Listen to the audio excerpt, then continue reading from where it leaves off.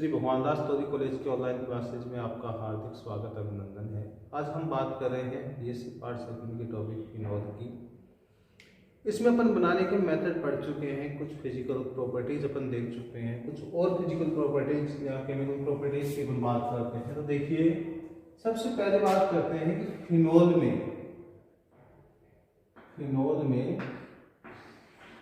Intramolecular hydrogen bonding पाई जाती है।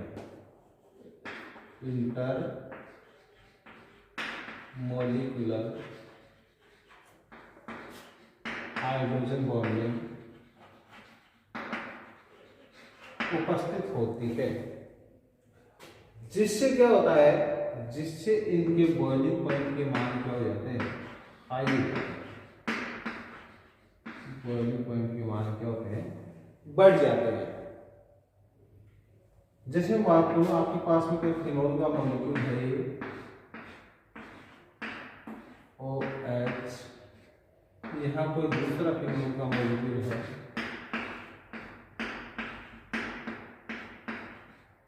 यहाँ कोई तीसरा मॉलिक्यूल है,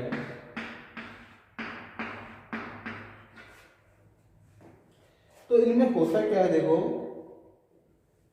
इस हाइड्रोजन और इस ऑक्सीजन के बीच में क्या होता है, आपका हाइड्रोजन बॉन्डिंग।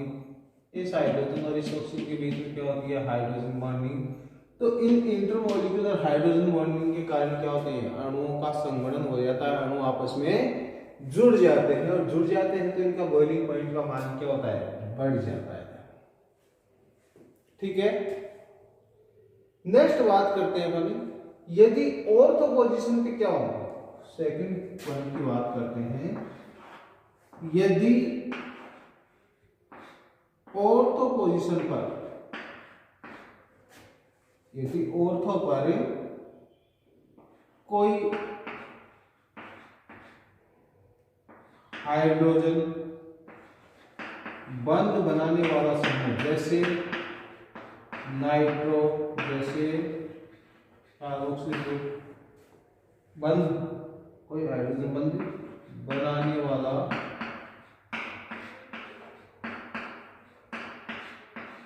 समूह हो तो क्या होगा,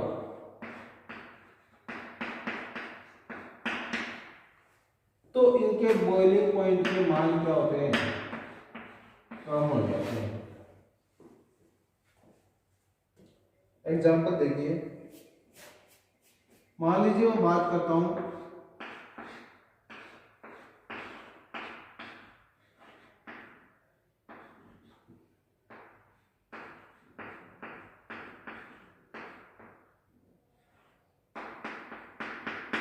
ये हाइड्रोजन बॉन्डिंग। ऑर्थो नाइट्रोफिनॉल की मैं बात करता हूं, तो ऑर्थो नाइट्रोफिनॉल में कौन सा हाइड्रोजन बॉन्डिंग आ गया है, इंट्रामोलिकुलर हाइड्रोजन बॉन्डिंग। कौन सा हाइड्रोजन बॉन्डिंग है ये, इंट्रामोलिकुलर हाइड्रोजन बॉन्डिंग।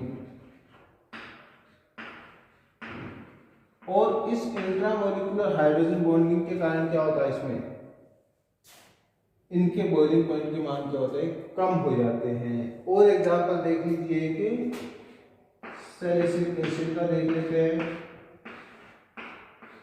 या आपका OH, या आपका C डबल बॉन्ड O, ये OH, इनके बीच में क्या है, इंट्रामोलिकुलर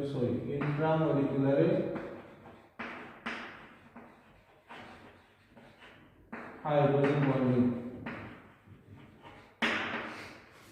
तो यहाँ पर क्या होगा, इनके बॉइलिंग पॉइंट के मान क्या होते हैं, कम हो जाते हैं, क्योंकि जो ये आपस में संगुणन कर रहे थे वो संगुणन अब नहीं होगा, क्योंकि संगुणन किसके द्वारा कर रहे थे, हाइड्रोजन बॉन्डिंग के द्वारा।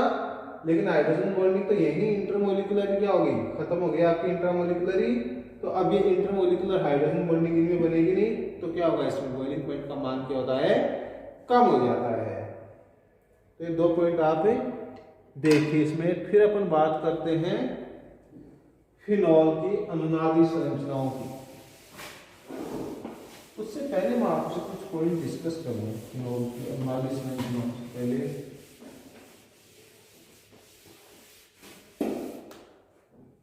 चलो अनुनादी संरचना देख लेते हैं पहले।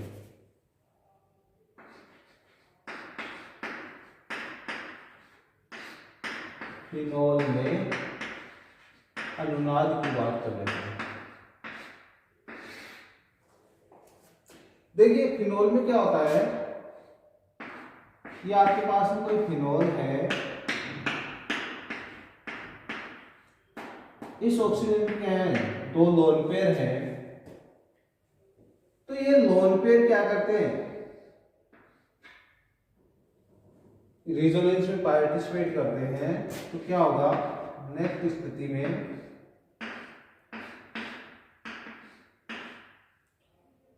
ये O डबल बॉन्ड और ये H इस ऑक्सीजन पे पॉजिटिव चार्ज, तो एक लोन पेयर इसके ऊपर उपस्थित है। ठीक है, जब ये लोन पेयर यहाँ आएगा तो ये पाई-1 लोन पेयर के रूप में चला जाएगा, बाकी बॉन्डिंग एज इट इज रहेगी। ठीक है, अब देखिए ये लोन पेयर किस फॉर्म में जाएगा, पाई-1 के रूप में, और ये पाई-1 जो है वो लोन पेयर के रूप में। तो ये नेक्स्ट स्थिति आ जाएगी। तो पहले वाली स्थिति से अगली वाली स्थिति लिखते हैं। अब मैं इससे अगली वाली स्थिति लिखूंगा, देखो डबल बॉन्ड OH प्लस ये लोन पेयर, इसको तो मैंने छेड़ा नहीं है, इसका क्या कर दिया मैंने, डबल बॉन्ड बना दिया, इसको क्या कर दिया, लोन पेयर के रूप में ले गया, और इसको तो मैंने कोई काम में नहीं लिए, एज इट इज रहेगा। ठीक है, फिर नेक्स्ट देखेंगे तो आप ये यहाँ पाई-1 के रूप में, ये पाई-1 लोन पेयर के रूप में। तो देखिए मैंने इसको कैसे लिख रहा हूँ, वैसे आपको इनको याद नहीं रखनी है, आपको क्या करना है, इनको समझना है, बनानी आनी चाहिए आपको। ये डबल बॉन्ड OH, ये प्लस और ये लोन पेयर, ये इसमें यहाँ पर कोई दिक्कत नहीं है, ये एज इट इज बना रहेगा। ये कहाँ जाएगा, ये पाई-1 के रूप में जाएगा और ये लोन पेयर के रूप में। ठीक है, इसके बाद में मैं इसका अनुनाद संरचना बना सकता हूं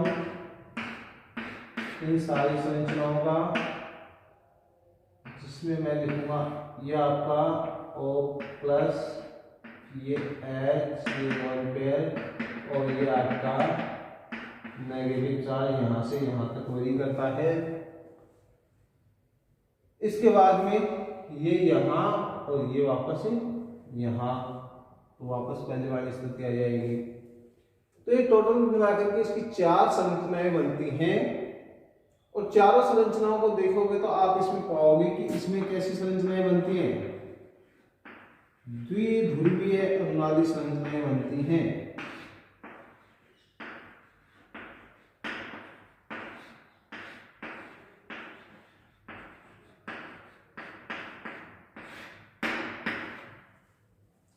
द्विध्रुवीय अनुनादी संरचनाओं के कारण क्या होता है, जब भी रिजोनेंस में द्विध्रुवीय अनुनादी संरचना बनती है तो रिजोनेंस स्ट्रक्चर का अनुनाद में योगदान कम हो जाता है। ठीक है, तो देखो यहाँ पर द्विध्रुवीय संरचना समझ में आ गई क्या, यहाँ पॉजिटिव चार्ज है, यहाँ negative charge, positive charge negative charge, positive charge negative charge, यानी इसमें 2 ध्रुव बन रहे हैं, एक पॉजिटिव चार्ज का सेंटर बन रहा है और एक नेगेटिव चार्ज का सेंटर बन रहा है। तो इसकी अनुनादी जो अनुनाद ऊर्जा है उसका मान क्या होता है, कम हो जाता है इस कारण से। ठीक है, तो ये फैक्टर आपको यहाँ से कंसेप्ट को पकड़ना है कि फिनोल की जब भी अनुनादी संरचनाएं बनाई जाती हैं तो क्या बनती हैं, द्विध्रुवीय संरचनाएं बनती हैं जिनका अनुनाद में योगदान कम होता है। ठीक है, तो आप यहाँ पे लिख सकते हैं इनका योगदान कम होता है। ये 2 चीज निकल के सामने आ रही है। नेक्स्ट चीज क्या निकल के आ रही है कि देखो इसके ऑर्थो पर, ये ऑर्थो पोजीशन हो गई, ये कौन सी पोजीशन है, पैरा, और ये कौन सी है, ऑर्थो। तो इसके ऑर्थो और पैरा पे नेगेटिव चार्ज आ रहा है। तीसरी चीज क्या निकल के आ रही है, ऑर्थो और पैरा पे नेगेटिव चार्ज आ रहा है। इसका मतलब फिनोल क्या है, ऑर्थो पैरा निर्देशी है। जब भी इलेक्ट्रोफाइल आएगा, इलेक्ट्रोफाइल क्या होता है भाई, इलेक्ट्रोफाइल होता है ये जिस पर क्या हो, इलेक्ट्रॉन की कमी हो, तो जिसके पास में इलेक्ट्रॉन की कमी है वो कहाँ अटैक करेगा, जहां पर नेगेटिव चार्ज है, और नेगेटिव चार्ज कहाँ है, ऑर्थो और पैरा पर। तो ये ऑर्थो और पैरा निर्देश होते हैं किसके संदर्भ में, इलेक्ट्रॉन स्नेही प्रतिस्थापन, इलेक्ट्रॉन स्नेही प्रतिस्थापन अभिक्रिया के संदर्भ में। ठीक है, तो ये आपको इसकी फिनोल की अनादि संरचनाओं से रिलेटेड जानकारियां हैं जिनको आप नोट डाउन करें। इसके बाद में अपन नेक्स्ट बात करते हैं।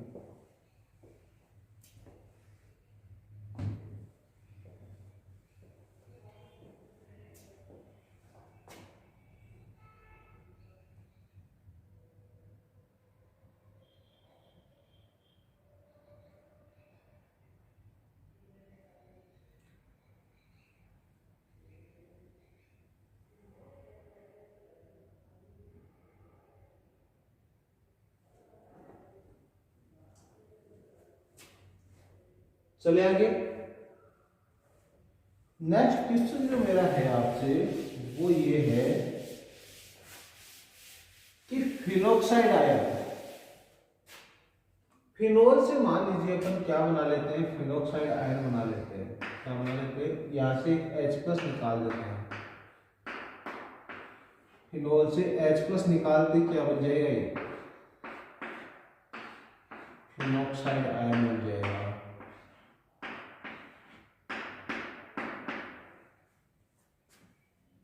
ये तो था अपने पास में फिनोल, ये है फिनोक्साइड, फिनोक्साइड। फिनोक्साइड की जब अपन बात करते हैं तो फिनोक्साइड में देखो क्या होता है, फिनोक्साइड में अनुनाद कैसे होगा, ये नेगेटिव चार्ज यहाँ और ये यहाँ। ठीक है, तो दूसरी स्थिति क्या जाएगी इसकी, उसको देखते हैं। तो अब ऑक्सीजन ने क्या दे दिया, अपना लोन पेयर था वो रेजोनेंस में दे दिया, तो इसमें कोई चार्ज नहीं रहेगा, इसके पास तो 2 लोन पेयर है पहले से ही वो मौजूद है, यहाँ नेगेटिव चार्ज। नेक्स्ट स्थिति की बात करें अपन, तो ये यहाँ और ये यहाँ, तो क्या जाएगा, डबल बॉन्ड और ये पाई बंद और ये आपका नेगेटिव चार्ज। इसके बाद जब आप बात करेंगे तो ये यहाँ और ये यहाँ, तो अपन लिख सकते हैं इसको डबल बॉन्ड और ये फिर ये यहाँ और ये वापस यहाँ। अब देखिए इन दोनों के अनुवादी संरचनाओं में, फिनोल की अनुनादी संरचनाएं द्विध्रुवीय बन रही थी, पॉजिटिव और नेगेटिव, पॉजिटिव और नेगेटिव, पॉजिटिव और नेगेटिव चार्ज चल रही थी। फिनोक्साइड की सारी संरचनाओं में केवल एक ही चार्ज चलता है, नेगेटिव। ठीक है, तो इसमें द्विध्रुवीय संरचनाएं नहीं होती हैं। क्या होती है, इसमें एक ही आवेशित संरचनाएं होती हैं, एक ही आवेश की संरचनाएं होती हैं, सारी की सारी नेगेटिव चार्ज की। इसका भी निर्देशित प्रभाव तो कौन सा है, ऑर्थो और पैरा ही है, क्योंकि यहीं पर क्या है, नेगेटिव चार्ज है। लेकिन फिनोक्साइड की अनुनादी संरचनाएं एक ही आवेश के कारण क्या होती हैं, एक ही आवेश के कारण इनका अनुनाद में योगदान अधिक होता है और ये अधिक स्थायी संरचनाएं हैं, अधिक स्थायी संरचनाएं बनती हैं। इस कारण से अगर आपसे कोई पूछे कि फिनोल और फिनोक्साइड में कौन ज्यादा स्टेबल है, तो आप कहेंगे फिनोक्साइड ज्यादा स्टेबल है। कारण कि फिनोक्साइड में जितनी भी अनुनादी संरचनाएं बनती हैं उन सब में एक ही प्रकार का आवेश चलता है, इसलिए फिनोक्साइड की अनुनादी संरचनाएं क्या होती हैं, स्टेबल होती हैं। पहला कारण। दूसरा कारण सुनिए, फिनोल में ऑक्सीजन पे पॉजिटिव चार्ज होता है, जबकि ऑक्सीजन क्या होता है, इलेक्ट्रोनेगेटिव एटम है, तो वो पॉजिटिव चार्ज को ज्यादा देर तक वरी नहीं कर सकता। लेकिन इसमें तो खाली संरचनाओं में ऑक्सीजन पे पॉजिटिव चार्ज आता है। फिनोक्साइड में देखो पहले से नेगेटिव चार्ज है, फिर क्या हो गया, ये उदासीन हो गया है, पॉजिटिव चार्ज नहीं है इस पे। ठीक है, तो अब देखो जी एक क्वेश्चन का आंसर दीजिए कि फिनोल की अवस्था में रहना चाहेगा, फिनोक्साइड की अवस्था में रहना चाहेगा, क्योंकि अधिक स्टेबल संरचना कौन सी है, फिनोक्साइड की।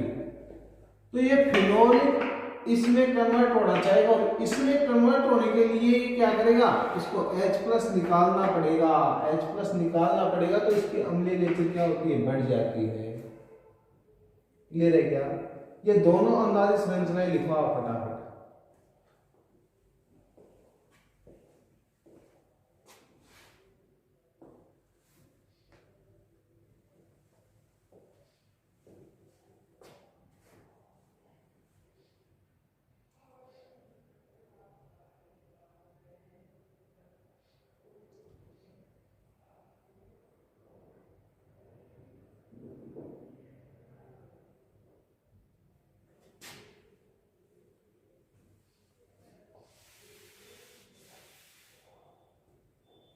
और इस क्वेश्चन का आंसर भी आपको मिल गया है। क्वेश्चन क्या है,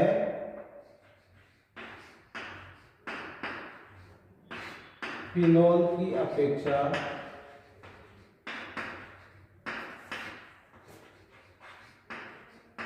फिनोक्साइड अधिक स्थायी होता है।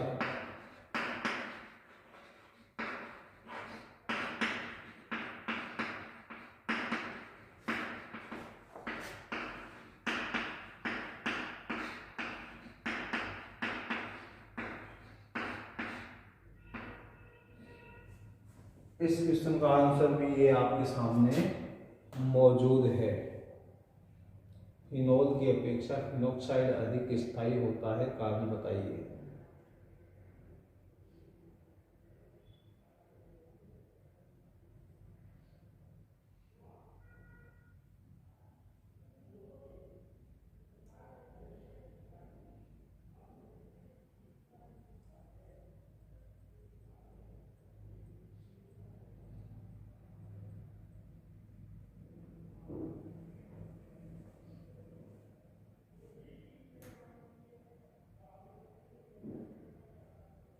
नेक्स्ट देखिए, बात करते हैं अपन, फिनोल अधिक अम्लीय होता है अल्कोहल की तुलना में।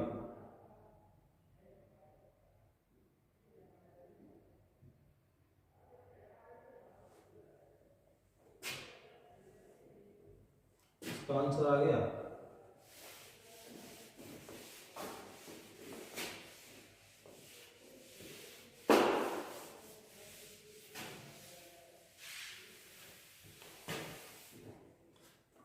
नेक्स्ट क्वेश्चन का आंसर अपन हाइड्रोजन मॉलिक्यूल में पहले भी पढ़ चुके हैं, एक बार मैंने शायद आपको बताया होगा।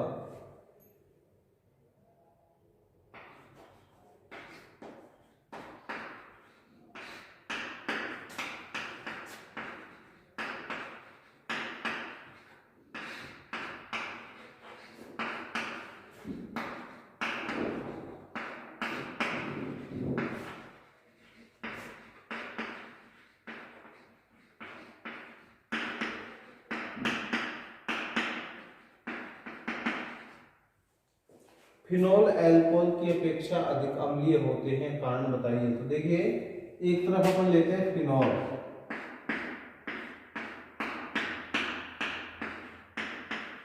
एक तरफ लेते हैं अपन अल्कोहल।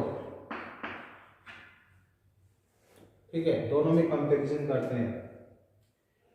फिनोल में जब अपन अब अम्लीय नेचर की बात कर रहे हैं, तो अम्लीय नेचर का मतलब क्या है, कोई कंपाउंड H+ कितना आसानी से देता है, वो क्या उसका अम्लीय नेचर है।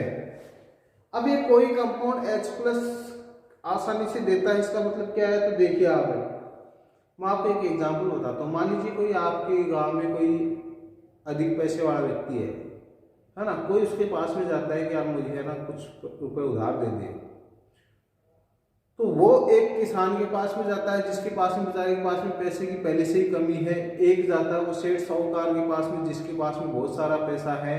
तो किसान के पास जब वो जाएगा कि यार मुझे पैसा दे दे, तो वो उसके पास तो उतना ही पैसा होता है अपने रोजमर्रा के जीवन का, वो उसको पैसे दे देगा तो वो क्या हो जाएगा, परेशान हो जाएगा। उसकी जो समस्याएं हैं वो क्या होंगी, उनका निराकरण नहीं होगा, क्योंकि उसके पास में पहले ही पैसे की कमी, किसान के पास में किसी की, मैं एक एग्जाम्पल बता रहा हूँ, जो एक गरीब किसान है और एक सेठ साहूकार है ना, तो पहले से ही गरीबी में उसके पास में पैसा लेने जाएगा तो वो नहीं दे पाएगा। लेकिन अगर सेठ के पास जाएगा तो वो सेठ क्या करता है, आसानी से पैसा दे देता है। तो सेठ की कोई सेठ पे फर्क पड़ता है क्या, कि उसके किसी भी उसमें कोई खर्चों में कोई कटौती नहीं आती, क्योंकि उसके पास में एक्सेस मात्रा में है। तो यहाँ पर भी आपको जब अम्लीय नेचर देखना हो तो क्या करेंगे आप, उसका X प्लस निकाल दो, और उसके बाद में देखो उसके बाद में स्टेबिलिटी है कि नहीं है उसकी। इसका X प्लस निकाल दिया आपने,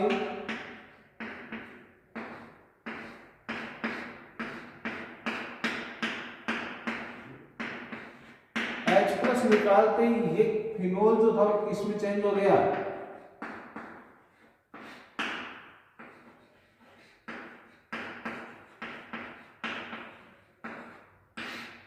फिनोक्साइड में चेंज हो गया। और ये तो चाहता भी है ये कि मैं फिनोक्साइड में चेंज हो जाऊं तो मैं क्या हो जाऊं, स्टेबल हो जाऊं, मेरी अनुनादिक संरचनाएं क्या हो, सारी की सारी स्टेबल हो। तो ये तो इसमें बदलना चाहता है, तो ये क्या करेगा, आसानी से H प्लस दे देगा, इसलिए क्या होता है ये अधिक अम्लीय है। और H प्लस देने के बाद में ये बनाता है फिनोक्साइड आयन, और इस फिनोक्साइड आयन अनुनाद के द्वारा क्या होता है, अधिक स्टेबिलिटी प्राप्त करता है। जबकि इस एल्कोहल को आप देखेंगे तो ये बनाता है एल्कोक्साइड आयन। एल्कोक्साइड आयन में ऑक्सीजन पे नेगेटिव चार्ज है तो नेगेटिव चार्ज ही रहेगा, ठीक है। इसके पास में स्टेबिलिटी का कोई ऑप्शन नहीं है, इसके तो बेचारे के जुड़ा भी R है, एल्किल ग्रुप है, ये क्या करता है, इसका प्लस आई इफेक्ट है, इस पे और इलेक्ट्रॉन डेंसिटी बढ़ाएगा तो इसका चार्ज में तो और बढ़ती हो जाएगी, ये और ज्यादा क्रियाशील हो जाएगा, स्थायी नहीं बनेगा। तो ये क्या होता है, अम्लीय नेचर कम शो करता है, जबकि फिनोल क्या करता है, अम्लीय नेचर ज्यादा शो करता है। कारण समझ में आ गया क्या? एक पॉइंट की और बात कर लेते हैं पिक्रिक एसिड की, कि पिक्रिक एसिड में कोई भी एसिडिक ग्रुप नहीं है, लेकिन फिर भी पिक्रिक एसिड क्या होता है, अम्लीय नेचर का होता है। कारण क्या होता है, तो देखिए पिक्रिक एसिड क्या होता है, पहले तो ये OH NO2 ये पिक्रिक एसिड होता है। 2,4,6 ट्राइनाइट्रोफिनॉल। अब देखिए इस नाइट्रो का क्या लगता है, -I, इसका क्या लगता है, -I, इसका क्या लगता है, -I, ठीक है। और इनका -I के साथ क्या लगता है, -M, जिसके कारण क्या करते हैं, ये तीन नाइट्रो ग्रुप लगे हुए हैं और इलेक्ट्रॉन क्या कर रहे हैं, रिंग से इलेक्ट्रॉन खींचने की कोशिश कर रहे हैं। तो इस रिंग पे ओवरऑल क्या आ गया, इलेक्ट्रॉनों की कमी हो गई, यहाँ पर इलेक्ट्रॉन डेंसिटी कम हो जाती है, तो क्या करता है ये रिंग, और कोई ऑप्शन नहीं है, इस बल्ब के इलेक्ट्रॉनों को अपनी तरफ खींचना चालू करता है। ऑक्सीजन तो पहले ही द्वितीय एटम है और उससे इलेक्ट्रॉन और खींच रहे हैं, तो ये क्या करता है, इस बल्ब के इलेक्ट्रॉनों को अपनी तरफ खींच लेता है और यहाँ से H प्लस है वो निकल जाता है, ठीक है। तो ये इसलिए इसको क्या कहते हैं, पिक्रिक एसिड कहते हैं इसको, क्योंकि ये H प्लस बहुत ही तेजी से डोनेट करता है, देता है, त्यागता है, ठीक है। तो इसमें कार्बोक्सिलिक एसिड नहीं होते हुए, कार्बोक्सिलिक ग्रुप नहीं होते हुए भी क्या ही एसिड की तरह बिहेव करता है, ठीक है। आज के लिए इतना ही, बाकी नेक्स्ट क्लास में। Thank you, best of luck.